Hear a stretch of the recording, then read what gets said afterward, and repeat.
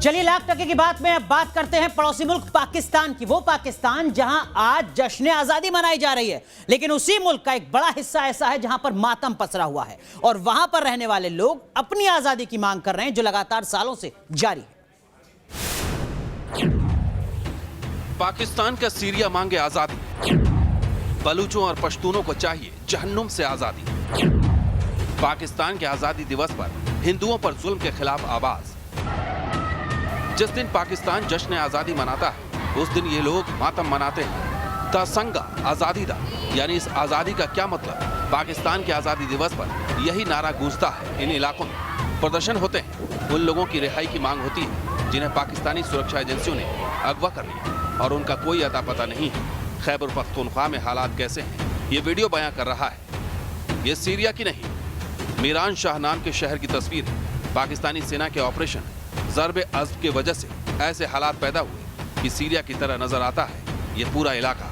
एक शमशान शहर जो पाकिस्तानी सेना के दमन का दर्द बयां कर रहा है। इस्लामाबाद और लाहौर में आज़ादी का जश्न मनाया जा रहा है, वहीं खैबर पख्तूनख्वा से लेकर बलूचिस्तान में खामोशी का सन्नाटा है। बलूचों और पश्तूनों का दर्द क्या है, उसे बलूचिस्तान के पूर्व सीएम नवाब असलम रायसानी के बयानों से समझा जा सकता है। हमारे कितने लोग इन्होंने उठाए हैं, हमारे कितने लोग इन्होंने अगवा किए हैं, हमारा कितना जमीन इन्होंने कब्जा किया है, हमसे कितनी जातियां किए। हम कहते हैं कि जो पाकिस्तान का मतलब क्या, ला इलाहा इल्लल्लाह, हम कहते हैं आई ला इलाहा इल्लल्लाह। हम बैठकर हमारे साथ हिसाब करें। मुसलमानों के लिए अलग महफूज मुल्क बनाने के नाम पर पाकिस्तान का गठन हुआ था, लेकिन बलूचिस्तान और खैबर पख्तूनख्वा के मुसलमान सुरक्षित नहीं। हिंदुओं के लिए नर्क है पाकिस्तान। पाकिस्तान में मंदिरों को नुकसान पहुंचाने और धर्मांतरण की तस्वीरें सामने आती रही हैं। हिंदुओं के खिलाफ जुल्म को लेकर नेपाल की राजधानी काठमांडू में सिविल सोसाइटी ने प्रदर्शन किया। धर्मांतरण, बौद्ध और हिंदू मंदिरों को नुकसान पहुंचाने के खिलाफ जमकर प्रदर्शन किया गया। Team news nation. भारत में नकली सोने की बड़ी तस्करी का भंडाफोड़ हुआ है, जिसमें डी कंपनी और आईएसआई का नेपाली सरगना गिरफ्तार किया गया है। 15 किलो सोने की तस्करी के मामले में पुलिस ने दाऊद के गुर्गे अल्ताफ हुसैन अंसारी को गिरफ्तार किया है। भारत में नकली सोने का बड़ा रैकेट बेनकाब। दाऊद का गुर्गा नेपाल में गिरफ्तार।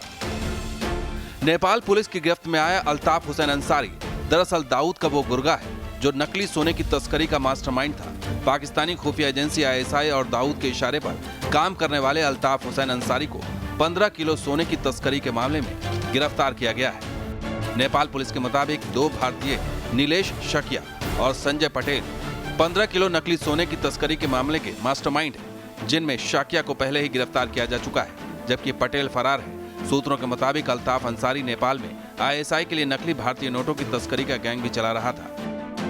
नेपाल में एक्टिव ये स्मगलर गैंग चांदी के ऊपर सोने की परत चढ़ाकर इसे भारत भेजने की योजना बना रहे थे। ये सोना गुजरात भी जाना था, वहां ये लोग इसे असली सोना बताकर बेचने वाले थे। शुरुआत में ये मामला उस समय विवादों में आ गया जब ये तस्कर सोने से भरा बैग फेंक कर फरार हो गए थे। दरअसल नकली सोने की तस्करी का सरगना अंसारी पाकिस्तान की आईएसआई और डी कंपनी का वो मोहरा है जो नेपाल में नकली नोट और नकली सोने का खेल खेल रहा था। अंसारी 2010 में भारत के नकली नोटों की तस्करी के मामले में 3 साल के लिए जेल जा चुका है। इस नेटवर्क का इस्तेमाल आईएसआई बांग्लादेश से काठमांडू नकली नोट भेजने के लिए करती है। नेपाली नागरिक अंसारी भारत से सटे नेपाल के तराई इलाके में अपना नेटवर्क चला रहा था। इस काम में उसे नेपाल में पाकिस्तानी दूतावास में तैनात आईएसआई के एजेंट पूरी मदद करते थे। भारत का एक्शन और नेपाल पुलिस की सख्ती के बाद आखिरकार ये रैकेट बेनकाब हुआ और डी कंपनी और आईएसआई का सरगना पकड़ में आ ही गया। Team news nation. चलिए अब एक बार फिर बात करते हैं बाढ़ और बारिश की, जिसका असर भारत और पाकिस्तान के बॉर्डर पर देखा जा रहा है, फेंसिंग पर देखा जा रहा है। हमारे सहयोगी शहनवाज खान की यह एक्सक्लूसिव रिपोर्ट देखिए।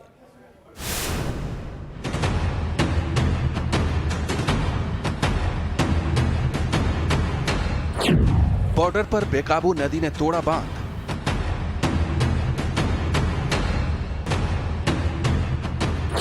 फेंसिंग पर मंडराता सैलाब का खतरा और सरहद की निगरानी करता ड्रोन। जम्मू में भारत पाकिस्तान के अंतर्राष्ट्रीय बॉर्डर पर इन दिनों एक खास जवान गश्त कर रहा है। वो लगातार हवा में उड़ते हुए सरहद की निगरानी कर रहा है। खतरा आतंकियों की घुसपैठ का है, तो वहीं नदी की बेकाबू धारा पर नजर रखने के लिए यह खास ड्रोन बेहद काम आ रहा है।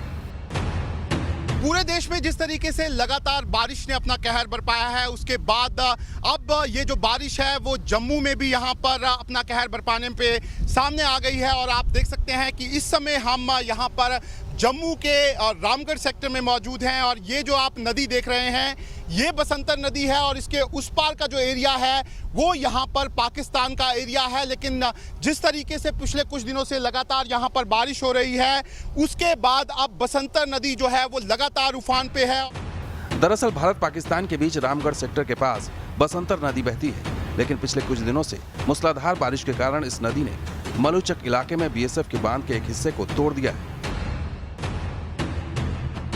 बाढ़ की वजह से बीएसएफ की 200 मीटर की फेंसिंग गिर गई, तो वहीं बीएसएफ की 2 बीओपी के साथ कई नॉक पॉइंट पर बाढ़ का खतरा मंडरा रहा है। यही वजह है कि ड्रोन के जरिए नदी के बदलते मिजाज और फेंसिंग की निगरानी की जा रही है। बसंतर नदी जो है उसका बहाव यहाँ पर रहा है, उसके बाद ये पूरा का पूरा ये जो बांध बना हुआ था ये यहाँ पर टूट गया है और अब यहाँ पर सुरक्षा का सवाल जो है यहाँ पर खड़ा हो गया है।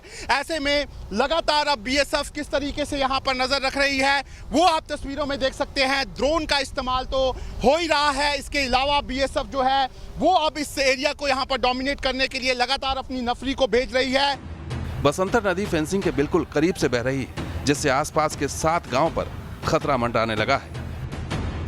बसंतर नदी के बदलते मिजाज और बांध के कमजोर होने की खबर बीएसएफ ने राज्य सरकार को पहले ही भेजी थी, लेकिन 4 महीने बाद भी बांध की मरम्मत नहीं हुई। घुसपैठ के लिहाज से यह इलाका बेहद संवेदनशील है। सीमा पार यहां आतंकियों के कई लॉन्च पैड एक्टिव हैं। जाहिर ऐसे में बांध का टूटना और फेंसिंग को बचाने की चुनौती बड़ी है। जम्मू के रामगढ़ सेक्टर से शाहनवाज खान के साथ टीम न्यूज नेशन। चलिए अब आपको कोरोना काल में लोगों के बढ़ते गुस्से की 2 वीडियो दिखाते हैं। दरअसल में ये 2 अलग अलग मुल्क से जानकारी सामने आई है, तस्वीर सामने आई है, लेकिन मुद्दा वही है, कोरोना काल में गुस्सा।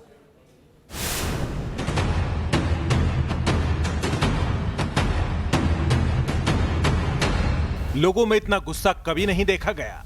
बात बात पर झगड़ा, हाथापाई। कोरोना काल में आखिरकार लोगों को ये क्या हो गया है? सबसे पहले वो वीडियो दिखाते हैं जिसे चीन का बताया जा रहा है। ये व्यक्ति दुकान के क्लर्क से बहस कर रहा है। क्लर्क का कसूर सिर्फ इतना है कि उसने इस व्यक्ति का टेम्परेचर चेक करने का अनुरोध किया था। कोरोना की वजह से हर जगह लोगों का टेम्परेचर चेक हो रहा है, लेकिन ये व्यक्ति आपे से बाहर हो गया। पहले बहस की, फिर जाने लगा, गुस्से में वापस लौटा। लोहे के डिवाइडर से दुकान के कर्मचारी को पीटने की कोशिश की। इस हमले में दुकान कर्मचारी बाल बाल बच गया। कस्टमर भगवान होता है, लिहाजा एक कर्मचारी भी सारी गुस्ताखियों को बर्दाश्त कर रहा है। लेकिन इतने में भी गुस्सैल शख्स शांत नहीं हुआ, फिर वापस लौटा और पहले टेबल पर रखे सामान से दुकान कर्मचारी पर प्रहार किया। इसके बाद दोनों में हाथापाई शुरू हो गई। लड़ाई में होटल कर्मचारी भारी नजर आया। हाथापाई के बीच व्यक्ति के साथ आई महिला ने दखल दिया और व्यक्ति को खींचकर ले गई। अब रूस की तस्वीर दिखाते हैं जो एक फुटबॉल मैच की है। रेफरी से बहस कर रहा है एक खिलाड़ी। रूस की फुटबॉल टीम का पूर्व कप्तान रोमान शिरोकोव है। पूर्व कप्तान साहब का गुस्सा भड़का है पेनल्टी किक नहीं मिलने को लेकर। पहले रेफरी से बहस की, जब रेफरी ने बदतमीजी के जवाब में रेड कार्ड दिखाया तब रोमान शिरोकोव आपे से बाहर हो गए। पहले रेफरी के चेहरे पर वार कर दिया। तस्वीरों में देखा जा सकता है कि रेफरी मैदान में गिर पड़े हैं। इसके बाद शिरोकोव उन्हें किक मारने की कोशिश कर रहे हैं। पूरे मामले में खिलाड़ियों को दखल देना पड़ा। शिरोकोव को साथी खिलाड़ी जबरन पकड़कर बाहर ले गए। रेफरी को अस्पताल में भर्ती कराया गया है। शिरोकोव ने सोशल मीडिया पर माफी मांगी है, लेकिन पूर्व कप्तान के खिलाफ कानूनी कार्रवाई होगी। Team news nation. चलिए अब बात करते हैं रोबोट की। वैसे तो आपने रोबोट अक्सर देखे होंगे टेलीविजन पर, फिल्मों में, लेकिन जो रोबोट हम आपको दिखाने जा रहे हैं वैसा रोबोट आपने नहीं देखा होगा, क्योंकि उसकी कदकाठी ऐसी है। इसी के चलते उसे रोबोट का राक्षस कहा जा रहा है।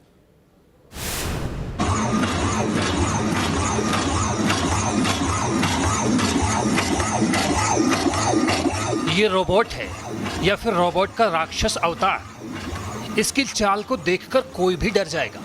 ऐसा रोबोट आपने हॉलीवुड की फिल्मों में देखा होगा। इसे देखकर लग रहा है जैसे ये कोई मार्वल की फिल्म का सीन हो, लेकिन ये फिल्मी सीन नहीं बल्कि असल जिंदगी का रोबोट है। आजकल इंसान अपने दिमाग से ऐसे ऐसे रोबोट बना रहा है जो आपके लिए बड़े काम का हो सकता है। तकनीक और आर्टिफिशियल इंटेलिजेंस इंसानों को रिप्लेस कर रही है। सोशल मीडिया पर रोबोट का ये वीडियो वायरल हो रहा है, जिसमें लोगों के साथ कदम से कदम मिलाकर आगे बढ़ रहा है। ऐसा लग रहा है मानो ये किसी का बॉडीगार्ड हो, जो इन दिनों सोशल मीडिया में काफी सुर्खियां बटोर रहा है। इस रोबोट का नाम टाइटन है और ये 8 फीट ऊंचा रोबोट है। बताया जा रहा है कि इस वीडियो को बहरीन के किंग के बॉडीगार्ड रोबोट के तौर पर वायरल किया जा रहा है, लेकिन सच्चाई ये है कि ये वीडियो इंटरनेशनल डिफेंस एग्जीबिशन का है। ये भी जानकारी मिली है कि दुबई में पिछले साल ये समारोह हुआ था, जिसमें इस रोबोट को लोगों के सामने पेश किया गया था। लेकिन इन दिनों सोशल मीडिया में लोगों के बीच फिर से ये वायरल हो रहा है और लोगों को रोबोट का ये अवतार काफी भयानक लगा है। Team news nation. और अब बात सुशांत सिंह राजपूत मामले की, जिसमें रोज नए नए खुलासे हो रहे हैं। ऐसे में सुशांत के लोनावाला फार्म हाउस की कुछ तस्वीरें सामने आई, जिसमें सुशांत सिंह नजर आ रहे हैं। वो क्रिकेट खेलते हुए और डांस करते हुए दिख रहे हैं। सुशांत ने लोनावाला फार्म हाउस पर 3 कुत्ते भी पाले हुए हैं। सुशांत ने अपने लोनावाला फार्म हाउस में अपनी माँ की तस्वीर भी लगाई हुई है। तो लगातार अब हर तस्वीर सामने आ रही है सुशांत सिंह राजपूत से जुड़ी हुई, और आप ये देख रहे हैं उनके फार्म हाउस की तस्वीरें। लगातार एक तरफ जांच बढ़ती जा रही है, वहीं दूसरी तरफ इन तस्वीरों से भी काफी कुछ चीजें सामने आ रही हैं, खासकर सुशांत सिंह राजपूत की जिंदगी और उनके व्यवहार से जुड़ी। चलिए, लाख टके की बात में आज के लिए बस इतना ही।